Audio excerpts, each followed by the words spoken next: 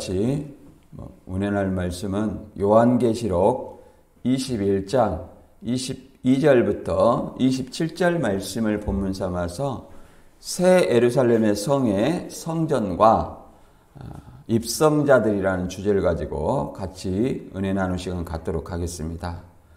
이 본문은 계시록 21장 새하늘 새 땅에 임하여 오는 어린 양의 아내 곧 어린 양의 신부 새 예루살렘에 임하여 오는 모습을 1절에서 8절까지 봤고, 그 새 예루살렘에 임하여 오는 새하늘과 새 땅에 사는 하나님의 구속된 백성들은 눈물과 사망과 애통과 고기 없는 영생을 상속받게 되고, 더 나아가서 그러나 두려워하는 자들과 믿지 아니한 자들, 이러한 자들은 영벌 곧 둘째 사망에 들어가는 것을 보았습니다.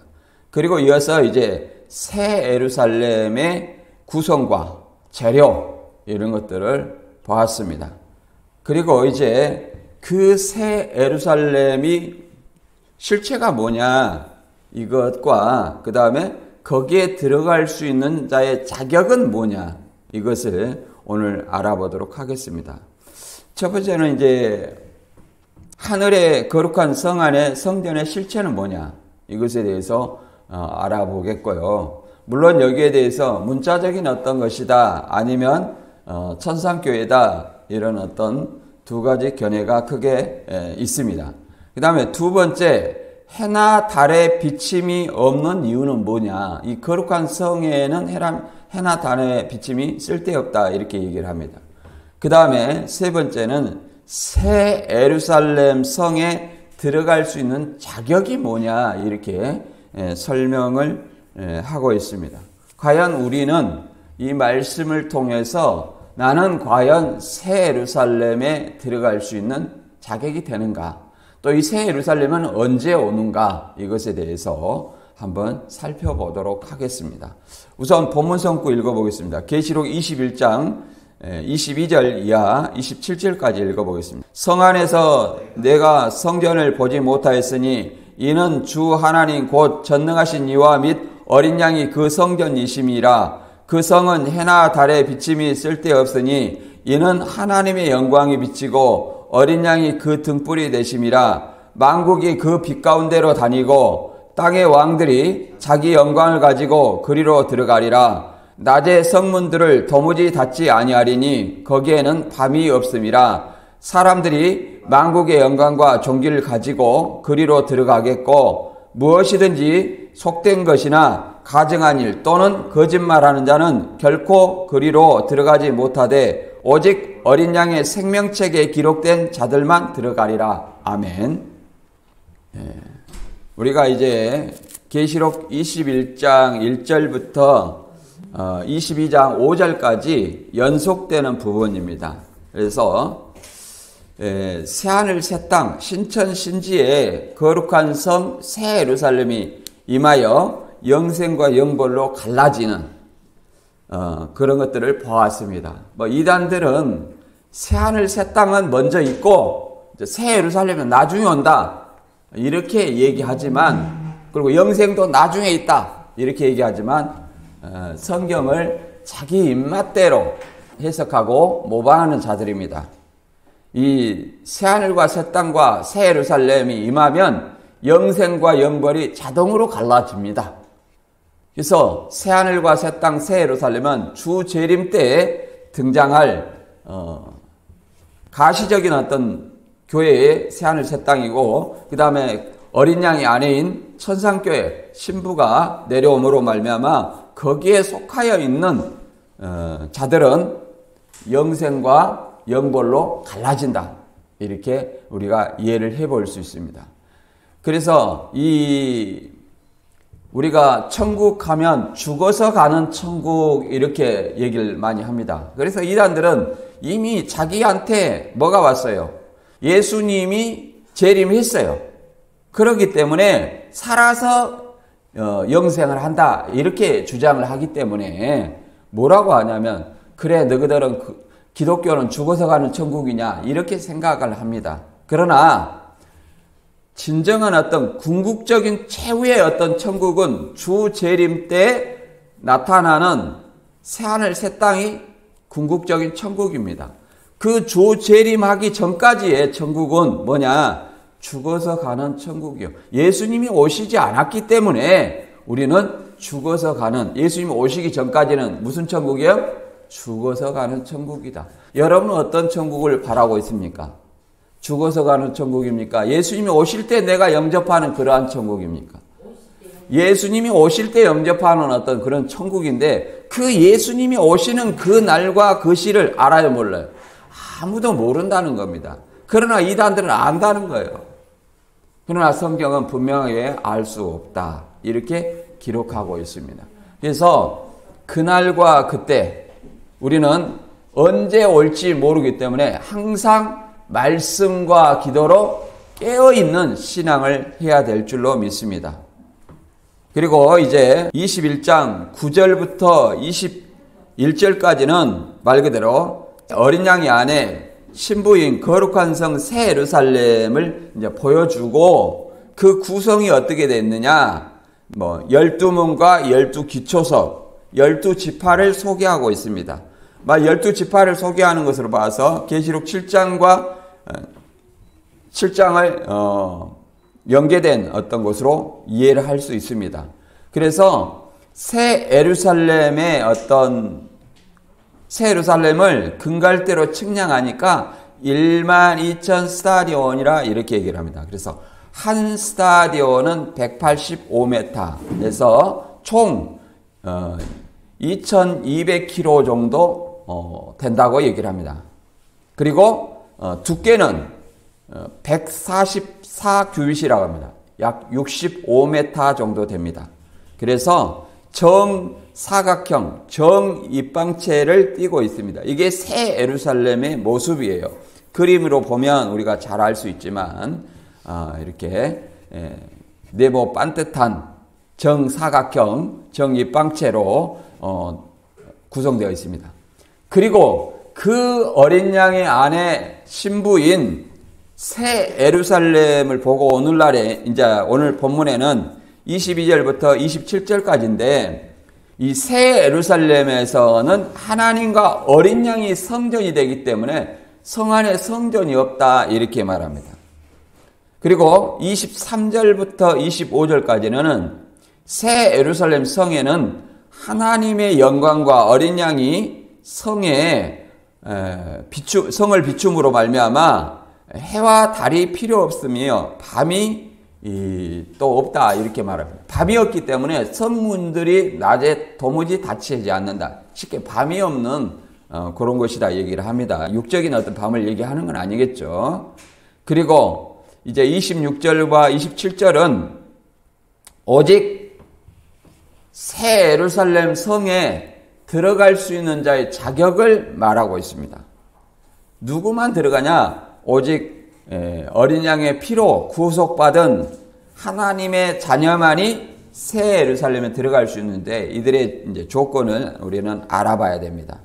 그래서 이단들은 새 하늘 새 땅은 먼저 오고 84년 3월 14일에 오고, 그 다음에 새 예루살렘은 안 왔다. 왜 이런 논리를 하냐면, 교주한테 새 예루살렘이 이미 새 예루살렘이 이미 온 것이라 예수님만 따로 왔다는 거예요. 하나님과 예수님이 84년 3월 14일에 한 번 왔고, 91년 3월 14일에 또 신랑으로서 왔다. 그러니까 재림 3님이 있어요. 그런데 영생했어요, 안 했어요? 영생을 안 했다. 그러니까 새 예루살렘이 아직 임하여 오지 않았다, 이런 어떤 논리를 취합니다. 그러니까 영생이 없다, 이런 논리인데, 새하늘 새 땅과 새 예루살렘은 주 재림 때 동시에 이루어지는 어떤 사건을 보여주고 있는 것입니다. 새하늘 새 땅 먼저 이루어놓고 그 다음에 나중에 이 새 예루살렘이 임하는 것이 아니라, 새하늘 새 땅에는 새 예루살렘이 임하여 오고, 그 다음에 그 새 예루살렘에 들어가는 어떤 백성들은 영생하는 사람들이다, 이렇게 우리는 이해해야 됩니다. 이게 동시다, 주 재림 때 이루어질 사건이다, 이렇게 이해를 해야 돼요. 그래서 모방은 분명히 다르다, 이걸 우리가 이해를 해야 됩니다.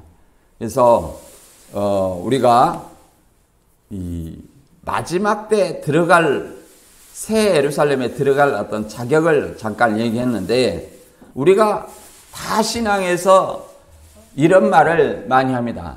나 구원 받았기 때문에 천국은 따놓은 단상이다. 내 생각이 아버지의 뜻이다. 정말 그렇게 생각합니까? 우리는 마태 7장 21절 이하에 예수님이 사복음서에서 미리서 해준 그 말씀을 잘 기억해야 됩니다. 나더러 주여 주여 하는 자마다 다 천국에 들어갈 것이 아니요 다만 하늘에 계신 내 아버지의 뜻대로 행하는 자라야 들어가리라.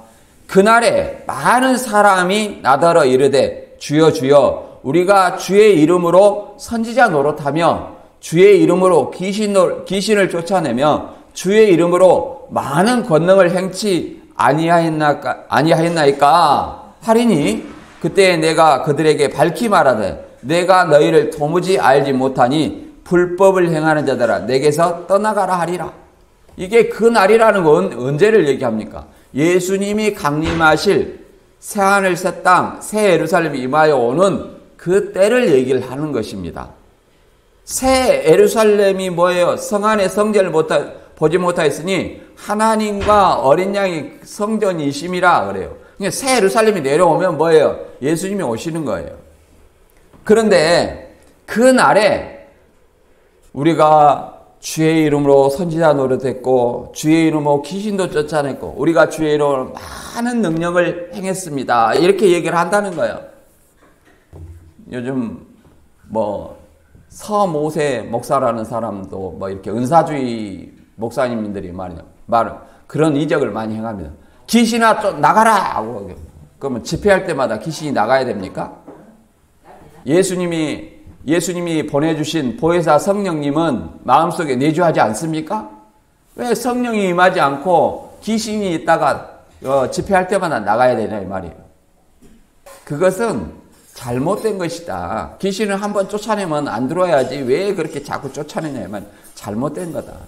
능력과 표적은 악한 자들이 이 음란한 세대가 표적을 구하니 나는 요나의 표적밖에 보여줄 것이 없다 이렇게 말했습니다.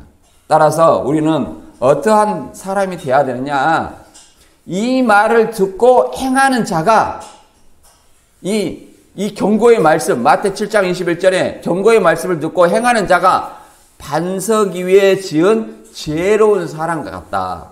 그러나 행하지 않는 사람은 모래 위에 지은 집과 같다 이렇게 얘기를 합니다. 그래서 비가 나고 창수가 나면 이 모래 위에 집은 쓸려 내려간다는 거예요. 겉으로는 다 주여 주여 하고 신앙을 하지만 주 강림하실 때 또는 주 강림하시기 이전이라도 시험이 들면 스스로 무너지게 돼 있어요. 스스로 무너지게 돼 있다. 스스로 무너지게 하는 요인은 외부의 요인도 있지만 내 안에서도 나온다는 거예요. 내가 주일날 신앙해야 되냐? 오늘 이 봄이니까 벚꽃도 피었는데 놀러 가야 되지. 이런 어떤 여러 가지 생각들을 하게 된다는 겁니다. 그래서 예수님은 계시록에 뭐라고 말합니까? 너희 신앙이 차든지 덧든지 하라 이렇게 말합니다. 미지근하여 내가 내 입에서 너를 토하여 내치리라 이렇게도 말합니다. 그리고 내 생각이 과연 내 생각대로 신앙하는 것이 아버지의 뜻이냐? 결코 아니라는 겁니다. 아버지의 뜻을 올바로 알아야 돼요. 로마서 10장 1절부터 3절까지 읽어보면 이렇게 말합니다. 형제들아 내 마음이 원하는 바와 하나님께 구하는 바는 이스라엘을 위함이니 곧 그들로 구원을 받게 함이라 내가 증언하노니 그들이 하나님께 열심은 있으나 올바른 지식을 따른 것이 아니니라. 하나님의 의를 모르고 자기 의를 세우려고 힘써 하나님의 의에 복종하지 아니하였느니라. 그 이스라엘 사람들이 구원을 받게 하려고 하나님의 뜻을 바울이 가르쳐줘요. 가르쳐주지만 하나님께 열심이 있어요. 그런데 무슨 열심이요? 자기 열심이라는 거예요. 자기 열심. 우리가 주의 이름으로 선지자 노릇고 주의 이름으로 귀신도 쫓아내고 주의 이름으로 많이 능력을 행했습니다. 그리고 그걸 말씀을 모르는 사람은 그걸 따라가면서 이게 눈에 보이는 거, 이것이 바로 하나님의 뜻이구나, 그런 것만 쫓아간다는 거예요. 표적이죠. 다 가짜져요. 오순절날 성령이 임하는 모습을 보였고 바람 소리를 내고, 이게 뭡니까? 바람 소리를 내면 성령이 임하는 거예요? 말도 안 되는 얘기입니다. 그래서 하나님의 의를 모르고 자기 의를 세우려고 힘써 하나님의 의를 복종치 아니하였느니라. 그래서 자기 생각을 가지고 하나님의 생각이다, 이건 아니라는 거예요. 이것은 오히려 구원받는 길이 아니다. 우리는 고전 15장 1, 2절의 말씀처럼 복음대로 믿어야 돼요. 복음을 헛되이 믿으면 구원받지 못합니다. 본문을 통해서 우리 이제 새 예루살렘의 성 안의 성전을 한번 보도록 하겠습니다. 계시록 21장 22절. 성 안의 성전을 내가 보지 못하였으니 이는 주 하나님 곧 전능하신 이와 및 어린 양이 그 성전이심이라. 누가 성전이래요? 하나님과 예수님이 성전이라. 새 예루살렘에 이렇게 건물을 딱 보니까 건물처럼 봤어요. 그런데 그 성 안에 성전이 없는데 누가 성전이었어요? 하나님과 어린 양이 성전이었다. 그러면 여기서 보지 못한 성전은 뭐냐? 사람들이 생각하는 성전은 헤롯 성전입니다. AD 70년에 로마 디투스 장군에 의해 파괴된 예루살렘 성전이에요. 그 성전을 봐요, 못 봐요? 보지 못한다. 그러나 세대주의자들은 이 예루살렘 제3성전이 다시 회복돼야 된다, 이렇게 얘기를 합니다. 무슨 삼성전이 회복돼 가지고 그 예루살렘이 그쪽으로 임합니까? 예수님은 누가복음 21장 34절 이하의 말씀처럼 온 지구촌의 모든 사람에게 임하여서 믿는 사람과 믿지 않는 사람을 가르는 심판을 하겠다고 이렇게 분명하게 약속하고 있습니다. 그래서 이 성 안의 성전을 보지 못했다는 것은 가시적인 눈에 보이는 예루살렘 헤롯 성전이 아닌 성부 하나님과 성자 예수님이 성전이며 그 예수님과 연합을 이룬 새 예루살렘 성이 성전임을 강조하는 것입니다. 그래서 AD 70년에 무너진 성전은 어떤 거예요? 마태 24장 1절과 2절에 보면 예수께서 성전에 나와 가실 때 제자들이 성전 건물들을 가리켜 보이려고 나오니 대답하여 이르되 너희가 이 모든 것을 보지 못하느냐? 내가 진실로 너희에게 이르노니 돌 하나도 돌 위에 남지 않고 다 무너뜨리라. 그러니까 이것을 이단들은 1차적으로 헤롯 성전인데 이것은 영적으로 장막 성전이다. 장막 성전을 그 시멘트 벽돌이 이게 돌 하나입니까?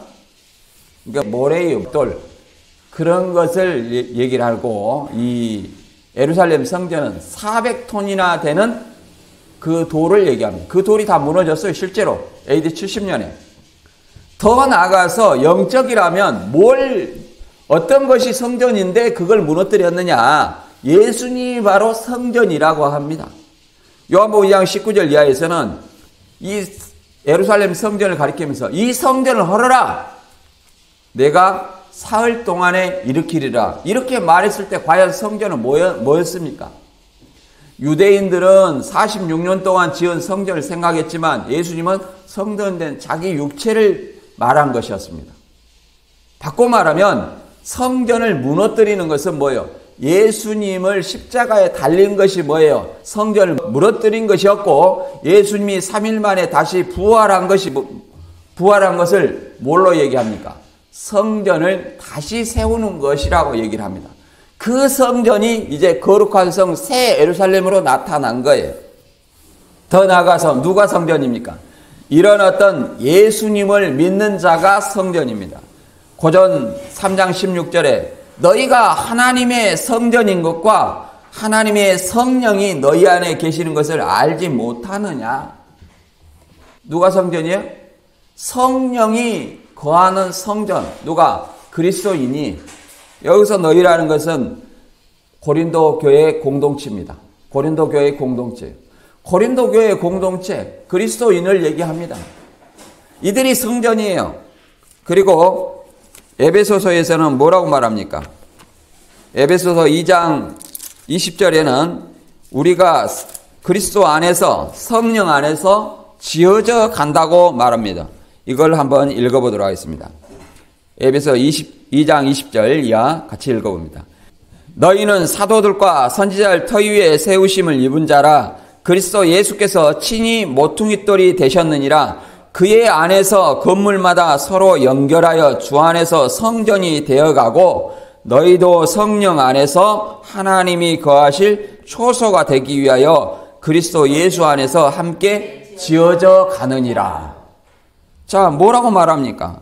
주 안에서, 예수 안에서 서로 연결하여 건물이 지어져 가고, 그 다음에 성령 안에서 하나님이 거하실 초소가 되기 위해서, 이 초소는 뭡니까? 하나님이 거할 초소가 되기 위해서 함께 성전으로 지어져 간다.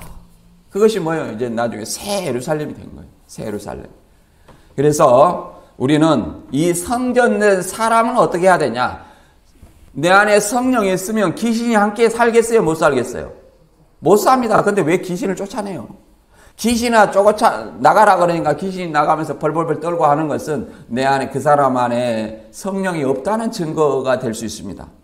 더 나아가서 성전된 사람은 고전 6장 18절과 19절에 보면 음행을 피하라. 사람이 범하는 죄마다 몸 밖에 있거니와 음행하는 자는 자기 몸의 죄를 범하느니라. 너희 몸은 너희가 하나님께로 받은 바 너희 가운데 계신 성령의 전인 줄 알지 못하느냐. 너희는 너희 자신의 것이 아니라. 우리는 우리의 것이 아니에요. 내가 예수 그리스도를 믿는 순간 나는 뭐예요? 예수님이 자신의 피값으로 우리를 사셨어요. 그래서 우리를 하나님의 자녀로 삼았단 말이에요. 그럼 우리는 누구 것입니까? 하나님의 것이에요. 내 생각대로 주장해서는 안 된다 그 말이에요. 그리고 음행을, 성전이기 때문에 음행을 해서 성전을 더럽히지 말라 이렇게 얘기를 합니다. 이단들은 육적 음행은 괜찮고 영적 음행이 죄다. 그래갖고 교주부터 집화장 강사까지 음행을 매우 정당한 걸로, 요즘에는 총무에 신천지 총무에 음행을 무마했다 이런 어떤 의혹이 있는데 이것이 과연 합리화되는 어떤 얘기입니까?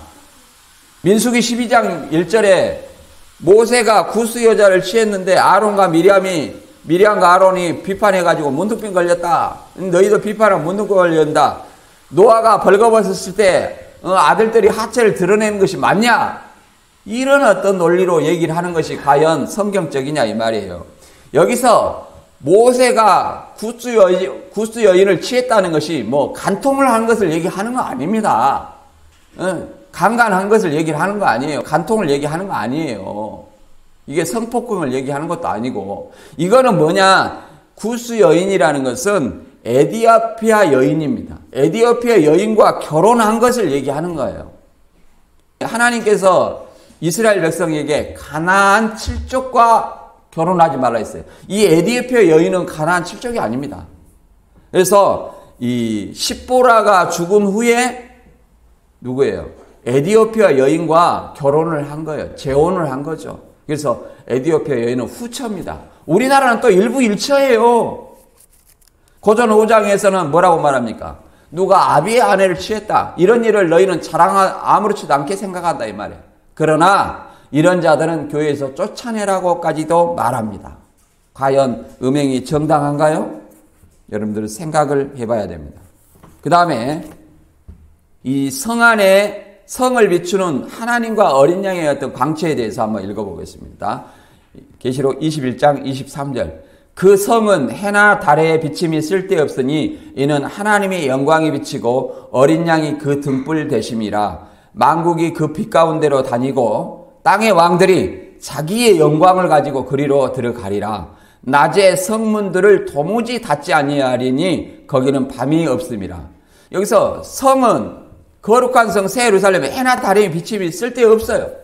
왜? 하나님의 영광과 어린 양의 등불이 되신다는 거예요. 우리가 이 등불 생각하면 계시록 18장 23절을 생각해 볼 수 있습니다. 여기는 뭐라고 말합니까? 등불빛이 결코 다시 내 가운데 비치지 아니하고 신랑과 신부의 음성이 결코 다시 내 가운데서 들리지 아니하리로다. 이렇게 말합니다. 여기서는 바벨론 안에서 등불을 통해서 신랑 신부가 즐겁게 환희하는 어떤 그런 장면을 묘사하고 있습니다. 이게 등불빛이 없다는 것은 밤이 왔다는 거예요. 밤. 어디에 밤? 바벨론을 심판해서 바벨론이 밤이 왔다는 거예요. 바벨론을 비추는 등불은 필요 없다는 거예요. 바벨론을 비추는 해와 달에 비추는 쓸데없다는 거예요. 왜? 하나님의 영광과 어린 양이 그 등불이 되신다는 거예요. 어린 양이 등불이 되신다. 그래서 이 하나님의 영광에 대해서 잠깐 알아보면 영광이라는 것은 헬라어로 덕사입니다. 명예나 영광을 얘기해요. 빛의 분출을 통하여 대상물이 밝아지는 것을 얘기를 하는 것이죠. 그래서 하나님의 이대하신 주권과 능력을 상기하고도 합니다.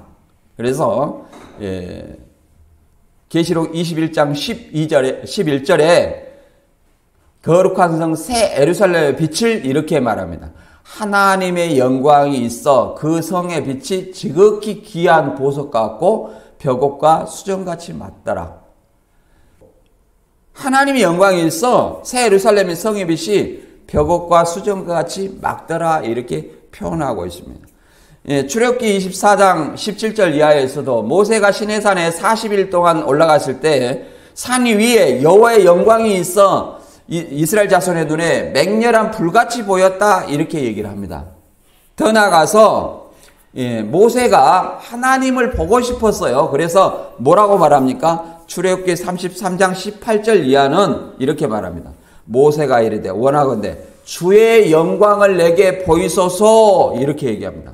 근데 우리가 알기로는 하나님을 본 자는 살 자가 있어요, 없어요? 없습니다. 그래서 33장 20절에 보면 이렇게 말합니다.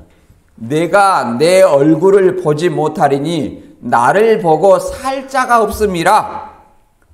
여호와께서 또 이르시되 보라 내 곁에 한 장소가 있으니 너는 그 반석 위에 서라. 내 영광이 지나갈 때에 내가 너를 반석 틈에 두고 내가 지나가도록 내 손으로 너를 덮었다가 손을 거두리니 내가 내 등을 볼 것이요 얼굴은 보지 못하리라. 그러면 모세는 뭐만 보는 거예요? 등만 본 거예요. 등만. 하나님을 보고 살 자가 없어요. 하나님의 영광의 그 등, 하나님의 등만 봤어도 백성들이 감히 모세의 얼굴을 쳐다보지 못했다고 얘기를 합니다. 그래서 수건으로 얼굴을 가렸다 이렇게 얘기를 해요. 그래서 하나님을 본 사람은 죽는다. 왜? 죄인이기 때문에 죄인으로서 거룩한 하나님의 영광에 감히 다가갈 수 없다 이렇게 설명하고 있습니다. 그러나 마지막 때 우리 죄가 해결되고 우리가 주재림 때 변화된 몸은 하나님과 예수님과 함께 거할 수 있다고 설명합니다. 그리고 요한복음 1장 18절에는 하나님의 독생하신 예수님이 나타내셨다 이렇게 설명하는데 한번 읽어보겠습니다. 본래 하나님을 본 사람이 없을 때 아버지의 품속에 있는 독생하신 하나님이 나타내셨느니라. 하나님이 자기의 어떤 본체를 독생자로 나타내셨다 이렇게 설명하는 겁니다. 그래서 예수님을 본 자는 누구를 본 거예요? 하나님을 봤다 이렇게 설명하는 겁니다. 나를 본 자는 아버지를 보았거늘. 왜 아버지를 보이라 하느냐? 아버지를 직접 보면 다 죽죠. 그러나 이 세계가 너무 악해서 뭐라고 합니까? 빛으로 나오지 아니한다는 거예요. 요한복음 3장 19절에는 그 정죄는 이것이니 빛이 세상에 왔으되 사람들이 자기 행위가 악함으로 빛보다 뭘 더 사랑해요? 어둠을 더 사랑한 것이다. 어둠이라는 것은 빛으로 나오지 아니하는 것은 자기 행위가 드러날까. 그래서 빛 앞으로 나오지 못한다. 곧 하나님 앞으로 나오지 못한다. 예수님을 믿지 않는다. 하나님 믿지 않는다. 이렇게 결론 내릴 수 있는 거예요. 우리는 그들을 빛이 어둠에 비춰야 돼요. 깨닫지 못하도록 어때야 돼요? 비춰야 된다. 그것이 뭐예요? 전도예요. 우리를 제사장으로 삼으신 그 이유입니다. 그래서 하나님은 조금도 어두움이 없는 존재다. 그리고 만국이 그 빛 가운데로 오고, 자, 하나님의 영광과 어린 양의 등불 그 빛 가운데로 이제 모든 만국이 온다는 거예요. 이것은 구속받은 어린 양의 피로 구속받은 하나님의 자녀들이 오는 것을 얘기합니다. 땅의 왕들이 자기 영광을 가지고 들이로 들어오리라. 이것도 마찬가지입니다. 땅의 왕들. 계시록 20장 4절에는 뭐라고 말합니까? 계시록 20장 4절에도 이 순교자, 택한 순교자들이 제사장에 대해서 왕노릇 한다 이렇게 말하죠. 이것은 세상의 왕이 아니라 구속받은 하나님의 백성, 택한 백성, 그들이 제사장이 되어서 자기 영광을 가지고 거룩한 성으로 들어온다 이렇게 말합니다. 그래서 이들은 빛의 자녀이기 때문에 낮에 성문들을 도무지 닫지 아니하리니 거기는 밤이 없으리라. 여기는 낮이라는 거예요. 예수님이 계실 동안은 낮이라겠죠. 그래서 하나님과 예수님이 계신 곳은 밤이 있어요, 없어요? 없다 이렇게 설명하는 것입니다. 그 다음에 이제 거룩한 성에 들어갈 수 있는 자격을 우리는 한번 생각을 해봐야 됩니다. 거룩한 성에 들어갈 수 있는 자격. 나는 과연 거룩한 성에 들어갈 수 있느냐? 주 예수님께서 우리에게 강림하실 때 과연 나는 예수님을 영접할 수 있는가? 과연 예수님이 나를 택하여서 구름 속으로 끌어올려 줄 것인가? 우리는 이런 어떤 생각을 해봐야 돼요. 내가 찾아가는 것이 천국이 아니에요. 내가 올바로 믿었는가 믿지 않았는가, 아버지의 뜻대로 행했는가 행하지 않았는가, 이것을 마지막 날에 판단받는 날이라는 것을 알아야 됩니다. 우리는 사람이 판단하지 못하지만 누가 판단해요? 하나님이 판단하신다는 것 사실을 우리는 다시 한번 상기해야 됩니다.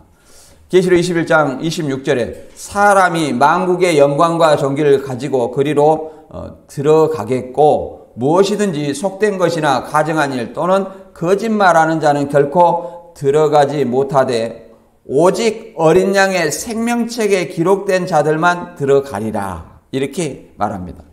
이 영광과 여기서 영광과 존귀, 만국의 영광과 존귀를 가지고 그리로 들어가겠고, 근데 만국이 소유하고 있는 영광과 존귀, 영광과 존귀는 본래 하나님의 신적 속성입니다. 이 신적 속성을 누구한테 돌려드리는 거야? 하나님께 돌려드리는 거예요. 이걸 한번 보도록 하겠습니다. 계시록 4장 9절부터 11절까지 보면 이렇게 말합니다. 그 생물들이 보좌에 앉으사 세세토록 살아계시는 이에게 영광과 존귀와 감사를 돌릴 때에 24장로들이 보좌에 앉으신 이 앞에 엎드려 세세토록 살아계시는 이에게 경배하고 자기의 관을 보좌 앞에 들이며 이르되 우리 주 하나님이여 영광과 존귀와 권능을 받으리는 것이 합당하오니 주께서 만물을 지으신지라 만물이 주의 뜻대로 있었고 또 지으심을 받았나이다 하더라. 그래서 영광과 존귀는 신적 속성인데 받으시는 분은 누구예요? 하나님이다. 그래서 만국이 이 하나님께 영광과 존귀를 가지고 들어간다. 하나님께 돌리는 거예요. 영광과 존귀를. 그래서 우리는 늘 기도할 때 영광과 존귀를 누구한테 돌려야 됩니까? 하나님께 돌려야 된다. 그리고 이제 이 거룩한 성에 들어가는 자는 어린 양의 생명책에 기록된 자들만 들어간다고 얘기를 합니다. 어린 양의 생명책은 뭐냐 이 말이에요. 우리 그리스도를 믿는 자들은 뭐라고 합니까? 우리의 시민권은 하늘에 있다고 그럽니다. 빌립보서 3장 20절에 우리의 시민권은 하늘에 있는지라 거기에서 구원하는 자 곧 예수 그리스도를 기다리노니. 우리가 이 땅에 살지만 우리의 시민권은 어디가 있어요? 하늘에 있다. 그래서 갈라디아서 4장 26절에 위에 계신 새 예루살렘을 뭐라고 말합니까? 우리 어머니라고 얘기하는 거예요. 이게 장길자를 얘기하는 것이 아니라 새 예루살렘을 뭐예요? 우리 어머니라. 결국은 우리의 시민권이 그 새 예루살렘에 있기 때문에 우리 어머니라 이렇게 얘기를 하는 겁니다. 더 나아가서 그러면 시민권을 얻는 방법은 뭡니까? 없는 방법은 계시록 3장 12절에는 이기는 자, 곧 지상교회 성도에게 뭐예요? 하나님의 이름과 새 예루살렘의 이름과 예수님의 새 이름을 기록해 준다. 그 이기는 자가 받을 수 있는 것이 새 예루살렘의 시민권입니다. 그 교주한테 하는 얘기가 아니고 내가 계속 이겨야 돼. 어떻게 이겨야 됩니까? 계시록 14장 12절에 하나님의 계명과 예수의 믿음을 지키는 자 성도들의 인내가 여기 있나니 저희는 하나님의 계명과 예수에 대한 믿음을 지키는 자니라. 이게 이기는 거예요. 다른 것이 이기는 것이 아니라. 그래서 새 예루살렘의 시민권을 획득한 자가 된다. 제자들에게도 70명의 제자들에게도 예수님이 뭐라고 그랬습니까? 복음을 들고 세상에 가서 알리라 그랬더니 귀신들이 우리에게 항복하더이다. 예수님이 나도 사단이 하늘로서 번개같이 떨어지는 걸 봤다. 그러나 귀신들이 너희에게 항복하는 것으로 기뻐하지 말고 너희 이름이 하늘에 기록된 것으로 기뻐해라 그 말입니다. 그러면 복음을 믿는 자가 곧 예수님을 믿는 자가 이름이 어디에 기록돼요? 하늘에 기록된다는 사실을 알아야 됩니다.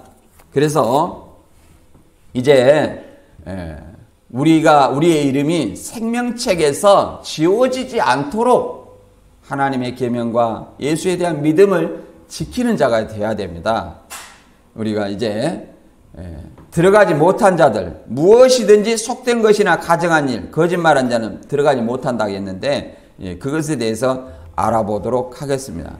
속된 것은 가증한 일, 거짓말하는 자, 또 흉악한 자, 거짓말하는 자들을 속된 자들이라고 얘기를 합니다. 그래서 가증한 짐승을 뭐라고 말하냐면 이 베드로 사도행전에서 이제 베드로가 한 말을 통해서 알아보도록 하겠습니다. 이제 사도행전 10장에 이방인 고넬료가 천사를 통해서 베드로를 청하여서 복음을 들으라고 그랬습니다. 그러면서 베드로에게 환상을 보여주기를 뭐라고 말합니까? 이제 네 발 가진 짐승과 기는 것과 공중에 나는 것을 이제 보자기에 이제 싸가지고 이렇게 딱 내려오는 거, 그 환상을 보여줍니다. 그래서 잡아먹어라 이것을. 그러니까 이 율법에 이런 것이 속된 것이에요. 가증한 거예요. 그래서 나는 절대 속되고 깨끗하지 아니한 것을 먹지 않았습니다. 이렇게 말하죠. 이걸 한번 읽어보겠습니다. 사도행전 10장 12절. 그 안에는 땅에 있는 각종 네 발 가진 짐승과 기는 것과 공중에 나는 것들이 있더라.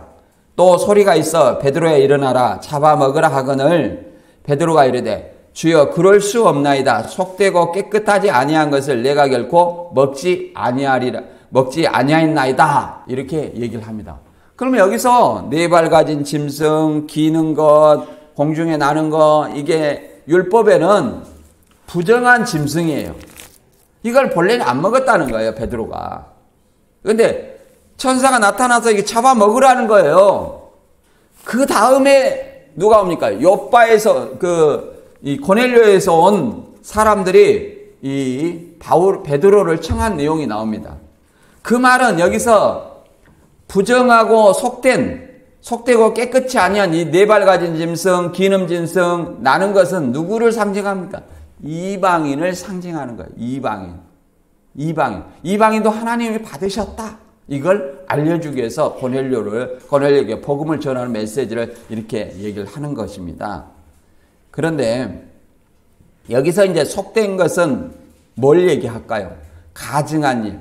여전히 그들에게 다른 어떤 하나님이 보기에 음행하고 또 거짓말하고 이런 어떤 것들이 뭐예요? 이제는 속된 것이다. 가증한 일이다. 이렇게 말할 수 있는 것입니다. 그래서 계시록 22장 14절과 15절을 통해서 다시 한번 읽어보겠습니다. 계시록 22장 14절과 15절 읽어보면 이렇게 말합니다. 자기 두루마리를 빠는 자들은 복이 있으니 이는 그들이 생명나무에 나아가며 문들을 통하여 성에 들어갈 권세를 받으려 함이로다. 자, 두루마리를 빨아야 된다. 그러면 우리는 두루마리는 행실이다. 행실은 계시록 14장에 14만 4천은 어떻게 되어 있습니까? 그 입에 거짓말이 없고 흠이 없는 자들이다. 우리 인간은 흠이 있어요. 죄성이 있습니다. 그래서 날마다 우리 행실을 바로잡아야 되는데 뭐라고 말합니까? 이 두루마리 빠는 것을 이 킹흠정역에는 뭐라고 말하고 있습니까? 명령들을 행하는 자들을 얘기를 합니다. 명령들을 행하는 자들. 두루마리 빠는 것을 그러니까 뭐라고 말합니까? 하나님의 명령들을 행하는 자, 지키는 자를 두루마리 빠는 것이라 얘기를 합니다. 그러면 하나님의 명령들은 뭡니까? 계시록 14장 12절에 하나님의 계명과 예수에 대한 믿음입니다. 하나님의 계명과 예수에 대한 믿음을 지키는 자가 뭐예요? 두루마리 빠는 자들이고 그들이 문들 12문 있죠? 예, 거룩한 성 새 예루살렘 12문을 통해서 성에 들어갈 권세를 얻으려 함이다. 이렇게 설명합니다. 그리고 15절에는 들어가지 못하는 자들이 나옵니다.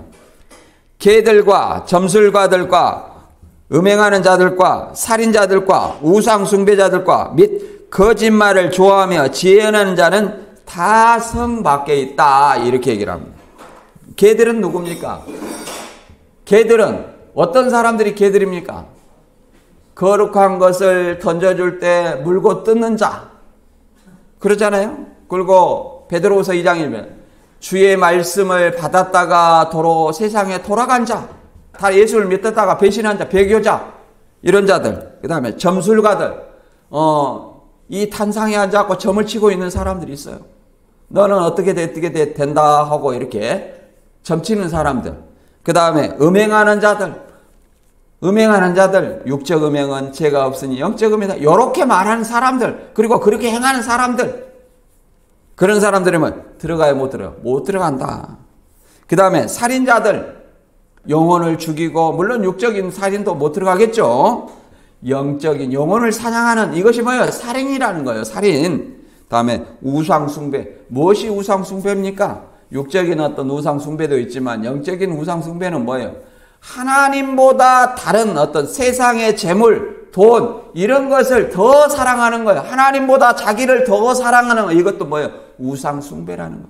하나님이 아닌 피조물을 더 하나님처럼 섬기는 것. 이것이 뭐예요? 우상 숭배라는 것을 알아야 됩니다. 그 다음에 또 뭡니까? 거짓말을 좋아하며 지어내는 자는 성 밖에 있다. 다 누구 생각납니까? 신천지 생각나요. 신천지만 생각나는 것이 아니라 저는 이제 신천지 출신이라 신천지가 먼저 생각나는데 좀 나는 신이다 이것을 보니까 이단들의 행태가 똑같아. 거짓말하고 협박하고 뭐 잘못된 거 걸리면 증거 없애고 여자 건들고 다 똑같더란 이 말이에요. 예? 그래서 그 사람들이 자기의 악을 감추기 위해서 뭐랍니까? 상담소 가지 마라, 탈퇴자 만나지 말라, 인터넷은 다 조작 이렇게 말하는 거. 거짓말을 지어내며 좋아하는 자는 그러니까 아무런 양심의 가책이 없어요. 왜 양심의 가책이 없습니까? 양심에 화인 맞아서. 우리가 살에다가 불도장 맞으면 그 불도장 맞은 데는 감각이 있어요, 없어요? 양심의 불도장을 맞았으니 양심의 가책이 없는 거예요.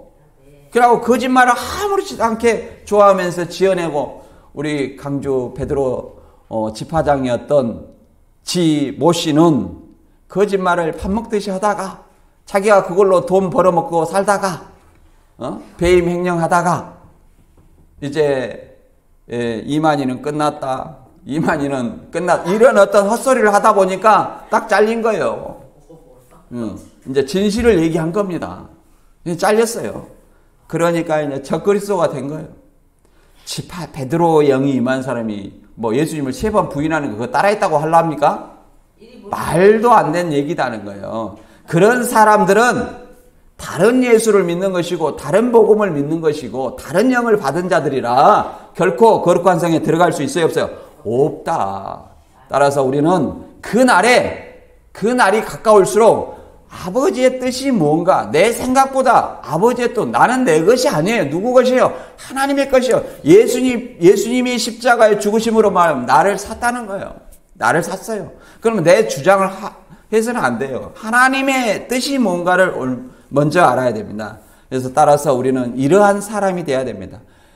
로마서 13장 11절과 12절 읽고 정리하고 마칩니다. 같이 읽어보겠습니다. 또한 너희가 이 시기를 알거니와 자다가 깰 때가 벌써 되었으니 이는 이제 우리의 구원이 처음 믿을 때보다 가까웠습니다. 밤이 깊고 낮이 가까웠으니 그러므로 우리가 어둠의 일을 벗고 빛의 갑옷을 입자. 여러분은 이제 우리의 구원이 처음 믿을 때보다 더 가까웠습니까? 여기서 말하는 구원은 주 재림 때 구원을 얘기를 합니다. 주 재림이 세상이 악한 것을 보니까 더 가까이 왔다는 사실을 우리는 이해를 해볼 수 있습니다. 오늘 본문 통해서 다시 한번 정리하면 이 새하늘 새 땅의 주 재림 때 새하늘 나타나는 가시적인 교회의 새하늘 새 땅에 임해오는 새 예루살렘에 그 성 안에 성전을 보지 못했는 누가 성전이요? 하나님과 어린 양의 성전이었고 만국이 이제 어린 양의 피로 구속받은 왕들, 제사장들이 이제 자기의 영광과 존귀를 가지고 그리로 들어온다고 얘기를 합니다. 그러나 들어가지 못한 자들이 있으니 그들이 누굽니까? 속된 것, 가증한 것, 거짓말하는 자, 거짓말을 좋아하며 지어내는 자, 개들, 술객들, 점치는 자, 이런 사람들 들어와요, 못 들어와요? 못 들어온다. 따라서 우리는 이제 어둠의 일을 벗고 빛의 갑옷을 입어 하나님의 말씀으로 늘 깨어있는 저와 여러분이 되어 다 그날에 거룩한 성 새 예루살렘에 들어가는 축복을 누리시기를 주님의 이름으로 축원합니다.